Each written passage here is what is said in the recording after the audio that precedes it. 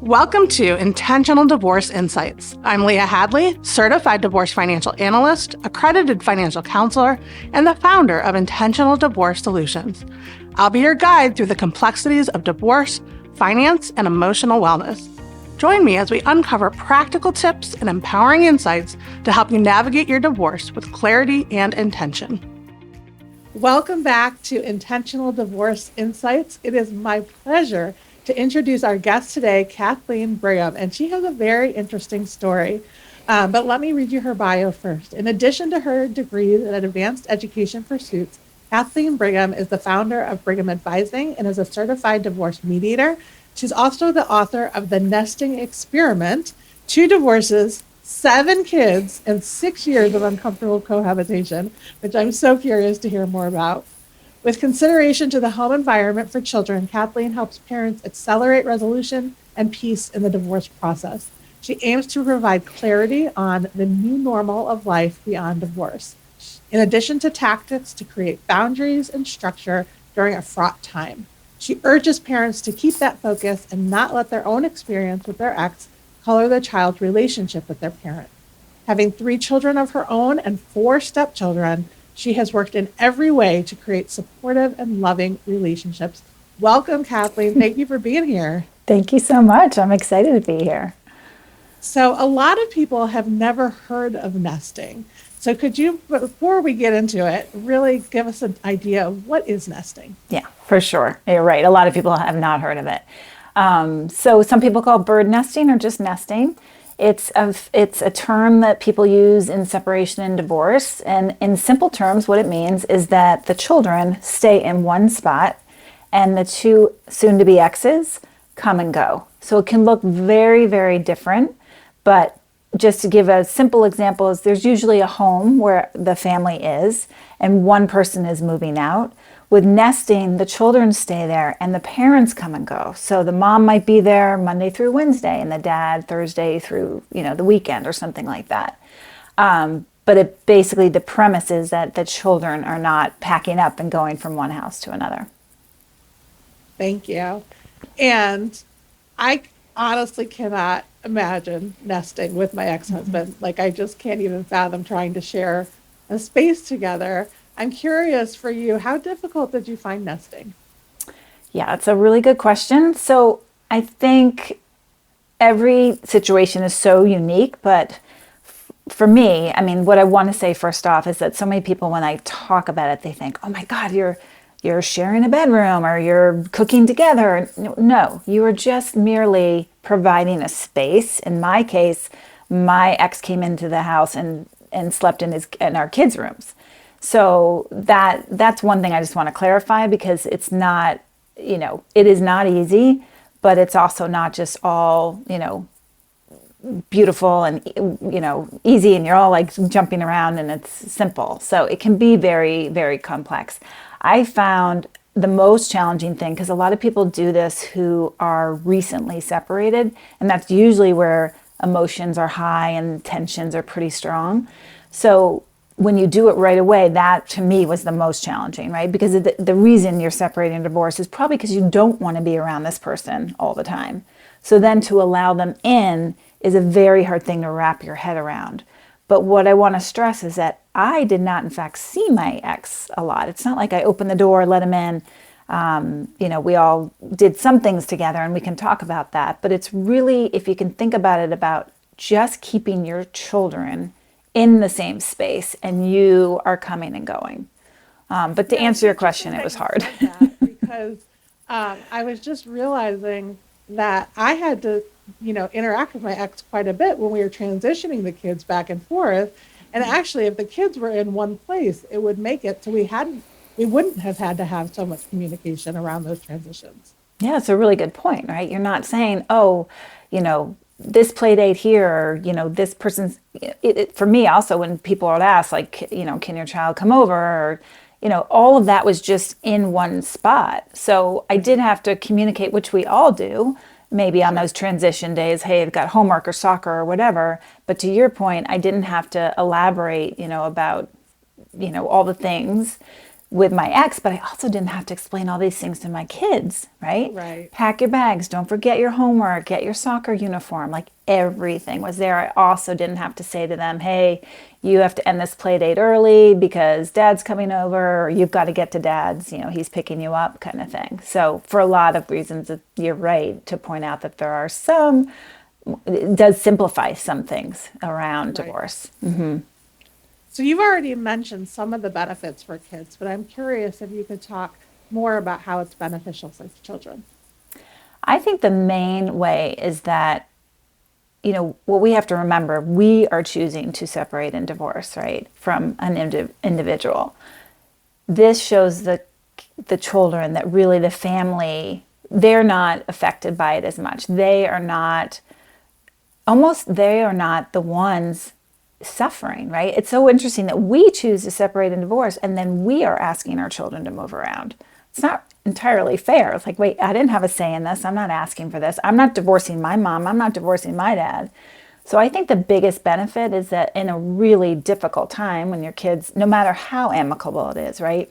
You are dividing, a home, it lets the kids just have some stability. They can just be in the same room. They can have all their same things. They can have their friends over without explaining things. So I think just the hugest benefit of all is stability. So important when kids are going through this. Absolutely. So what made you write the book?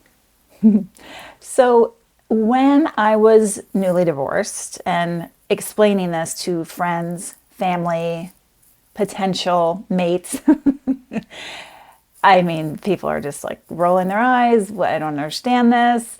Either it was, oh, you must not be over your ex because you're allowing him into the house, or you're getting walked all over because, you're making this compromise. There's so many sort of negative reactions. And then when I met my now husband, it was amazing to sit down, and I was sort of prepared, as I said, to have, the reaction, and then him to respond, oh my gosh, I go into my ex-wife's house every weekend.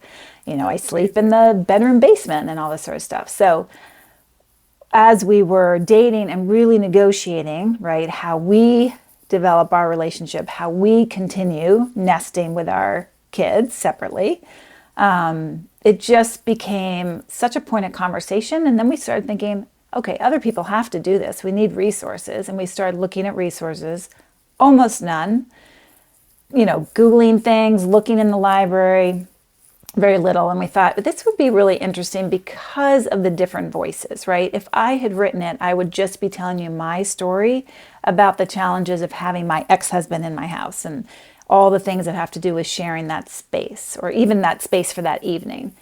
And then speaking to my husband, Chris, about it, I got that other vantage point of like, wow, maybe it's not so easy for him to go into the home. I didn't have really that vantage point, and quite honestly, I didn't have the empathy. So to hear him say, hey, it's not so easy to go in and see where you spent all this time and now you're only there on a weekend, or see some of the pictures on the walls being taken down. So I thought having the two sides in the book would be so helpful. And I found it really helpful to write for myself. That's wonderful, and such a wonderful resource for people. Where can they find the book?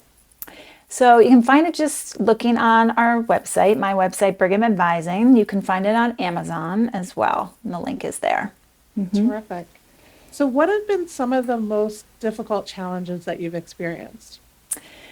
So I think the most difficult, so I'll start with the kids, right? So all the advantages I told you about stability, sometimes there can be a little bit of a negative with that, in that maybe they're not quite grasping the reality of the situation. So if they're kind of along in their rooms and nothing's changing, and dad comes by after work on a Wednesday and has dinner, in their minds, they may not quite understand, no, this is really a divorce, So those conversations, really open and honest conversations with your kids, age appropriate, right? I've had these, it's now been almost 14 years. So I've had different conversations over the, decade plus with my kids, because we were starting off when they were 3 going on 4, now they're 2 of them are full grown adults. So I think that is one of the one of the things that I wish I'd had on my radar earlier, right?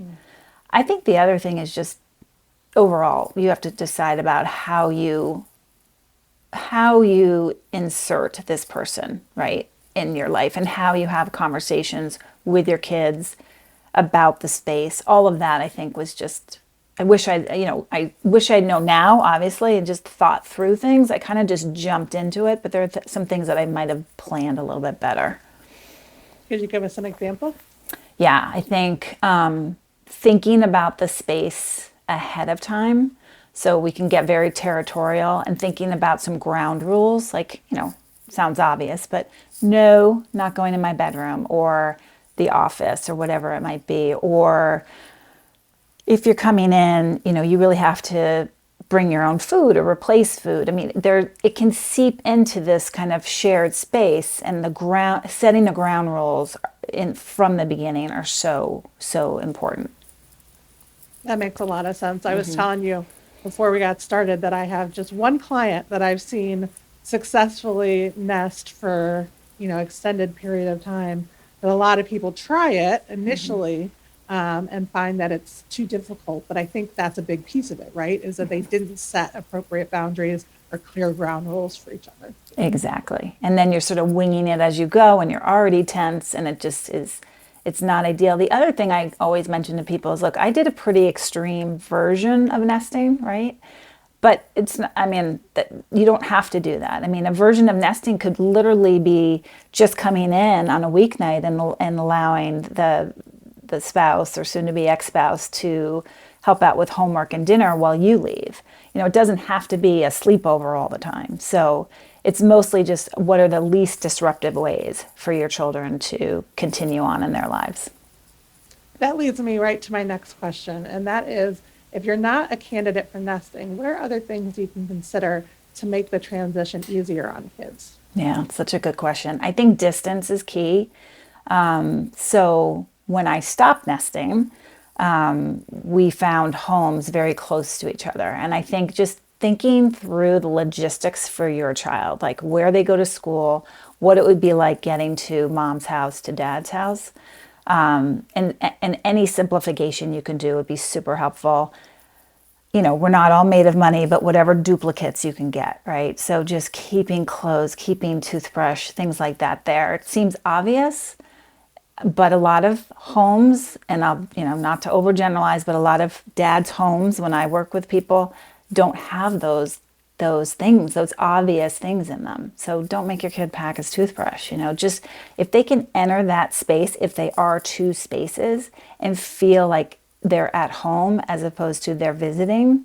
That was probably one of the biggest sort of complaints for my kids when they did go to their dads, that it didn't feel like any part of them was there. So photographs, bring in half your stuffed animals, get your own bedding, whatever it might be, to make the kids feel really warm and welcome there. That's such a good point. And I didn't even think about it, but my ex-husband and I have always lived very close together. And that has made our lives so much easier in so many different ways. I mean, I hear about these families, and I've worked with several families where they're, traveling across the country to, change time with each of the parents. And it's so hard on everybody, right? But that's such a good point, that just living physically close to one another can relieve a lot of challenges. Yeah, your kids don't want to be told, look, you can't play with your friend today because, it's a 2-hour drive to dad's or whatever it might be. And I know that, these are hugely challenging times economically, everything else. It doesn't always work perfectly, but I always say, let's start off with the best case scenario and tick things off from there. We had to choose homes that weren't lavish or, big, but we would rather we understood that it was important to be next to each other, as opposed to having maybe the kind of home, somebody would have wanted. But, these are some of the compromises that I was fine with. Yeah. And even we've been thinking about potentially moving to a different school district. And I keep having in the back of my mind, but I don't want to be too far. Exactly. So I'm so curious. Yeah. Now you have a couple of adult children. Have they talked to you about their experience nesting? Yeah, a lot. It's funny, when we wrote the book, we invited all seven. Like, are you okay with this? Do you want to read the draft? Do you want to we would love you to participate, things like that. And most of them were like, well, no, thank you. But three of them did participate. So in the book, there are three, firsthand accounts from our kids. And they're more in the teenage years than where they are now. But it was really wonderful to read from their perspective how they viewed this whole thing. And the big takeaway was that they didn't really realize what a big undertaking it was for all of us, right? They just sort of took it for granted, which I guess is the whole point of this, right? Right. Yeah. That's fantastic. Yeah. So, Kathleen, where can people find you? So mostly what I do is meet with people on Zoom. So you can always just Google Kathleen Brigham. You can find me on Instagram, which is at the Kathleen Brigham. So just the in front of my name. And you can find me on Brigham Advising. I give a free consult for anybody who signs up there if you just want to chat more about, what I do. Those are the main places people find me. Fantastic. Mm-hmm. And I know you were talking before a little bit about Brigham Learning in addition to Brigham Advising, and how there's more of a overlap than some people might think. I'm curious if you'd be willing to talk a little bit about what that is. Oh, I love it, because most people think, wait, how did these go together? So my background obviously was education until I was a divorce mediator, but I work with families all over on advising them on their children from an academic standpoint. So that might be the challenges having a kid at home with ADHD. What are some strategies we can use at home? It might be just understanding who their child is as a learner and how they can support. So I'm always trying to help and advise parents on what they can do at home to help the students out in their environment, be that socially or in the academic environment. And then I also have a team of tutors, so we do a lot of one-on-one work with students. Fantastic. And so where is the overlap with Brigham Advising?